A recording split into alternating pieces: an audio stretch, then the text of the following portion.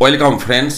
Polling অফিসারদের উদ্দেশ্যে একটি মেসেজ দেওয়া হয়েছে, যে মেসেজটি আমাদেরই ভোটকর্মী বন্ধু presiding officer mister B Saha share করেছেন আপনাদের জ্ঞাতার্থে, আপনাদের সাথে শেয়ার করার জন্য।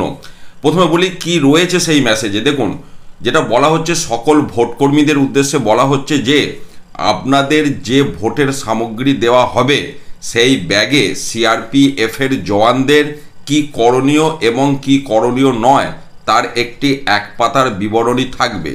এই বিবরণীটি বুথে পৌঁছানোর পর নিজেরা পড়ে দেখে নেবেন ও তারপর উপস্থিত সিআরপিএফ জওয়ানদের হাতে তুলে দেবেন। অ্যাকচুয়ালি কিছুদিন আগে সংবাদপত্রেও একটি এই ধরনের খবর প্রকাশিত হয়েছিল এবং সেখানে যেটা বলা হয়েছিল যে গত বিধানসভা ভোটে 2021 সালে কোচবিহারের শীতলকুচিতে যে ঘটনা ঘটেছে সেটিকে সামনে রেখে সিআরপিএফ জওয়ানদের উদ্দেশ্যে একটা নির্দেশিকা দেওয়া হয়েছে।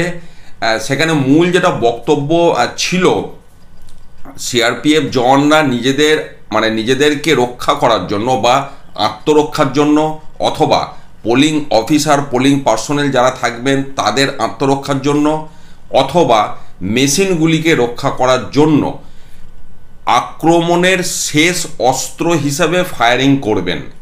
এটাই কিন্তু সেখানে সেই খবরে প্রকাশিত হয়েছিল। অর্থাৎ নিজেদেরকে রক্ষা করা, পোলিং পার্সোনালদের রক্ষা করা এবং control unit, VVPAT, ballot unit এই মেশিনগুলিকে রক্ষা করার জন্য প্রয়োজনে ওনারা লাঠিচার্জ করবেন বা বন্দুক দিয়ে আঘাত করতে পারেন বা ওনাদের অন্যান্য যে প্রক্রিয়া আছে সেই প্রক্রিয়াগুলি ব্যবহার করবেন।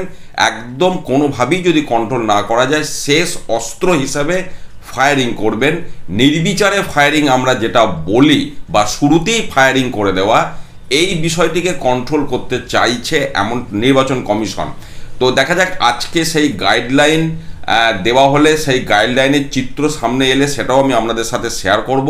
যতটা তথ্য পেলাম আমি আপনাদের সাথে শেয়ার করলাম। ভালো থাকুন, সুস্থ থাকুন, ধন্যবাদ।